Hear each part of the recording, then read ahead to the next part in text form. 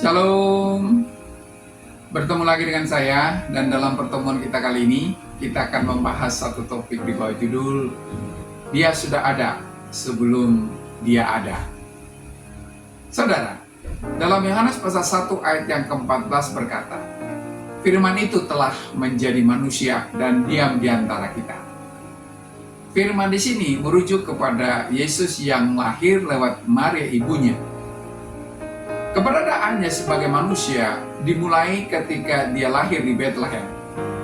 Namun, sebelum Yesus ada atau lahir, ternyata dia sudah ada. Hal itu bisa kita lihat dalam Yohanes pasal 1 ayat 1 yang berkata, pada mulanya adalah Firman.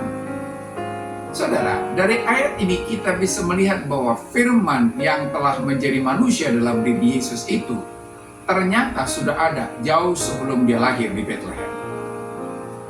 Hal itu terlihat dari frasa pada mulanya, yang dalam bahasa Yunani memakai kata en arche. Kata arche berasal dari akar kata yang berarti permulaan, asal mula, atau prinsip. Saudara, dalam konteks umum, kata arche dapat merujuk pada, pertama, titik awal dari sesuatu, baik dalam hal waktu atau permulaan kejadian, maupun urutan atau urutan pertama. Yang kedua, sumber atau asal-usul dari sesuatu, dalam arti bahwa segala sesuatu berawal dari titik tersebut. Yang ketiga, otoritas atau kekuasaan. Karena orang yang memiliki otoritas adalah orang yang memulai atau mendirikan sebuah struktur sosial atau politik.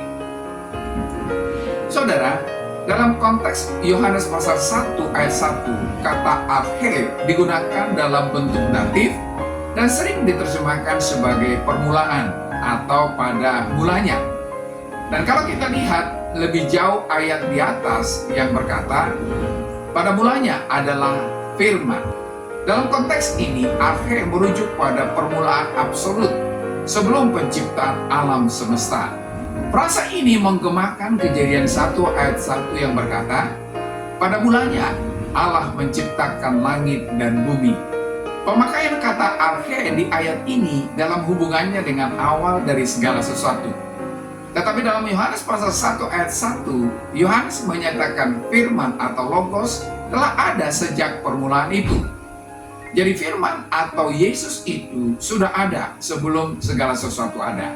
Saudara, penggunaan kata arche dalam Yohanes pasal 1 ayat 1 memiliki beberapa implikasi teologis yang signifikan.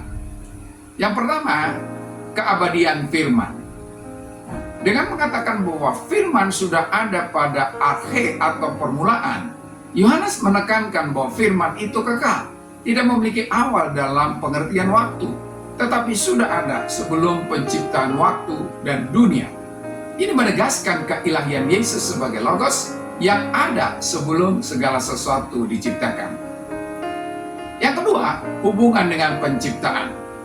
Dalam literatur Yahudi, kata arche dalam Kejadian pasal 1 ayat 1 menunjukkan dimulainya penciptaan oleh Tuhan.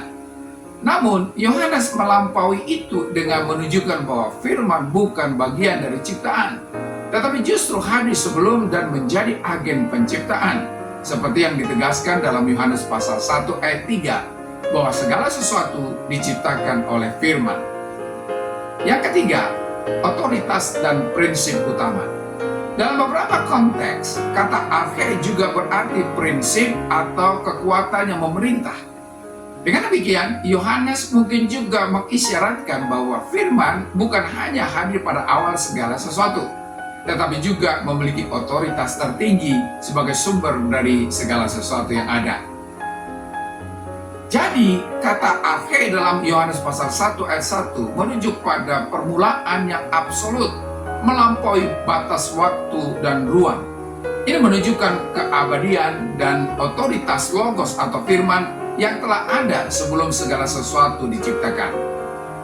Penggunaan kata ini menghubungkan konsep penciptaan dalam Kejadian dengan penyataan teologis Yohanes bahwa Yesus Kristus sudah ada sebelum dia ada di Bethlehem.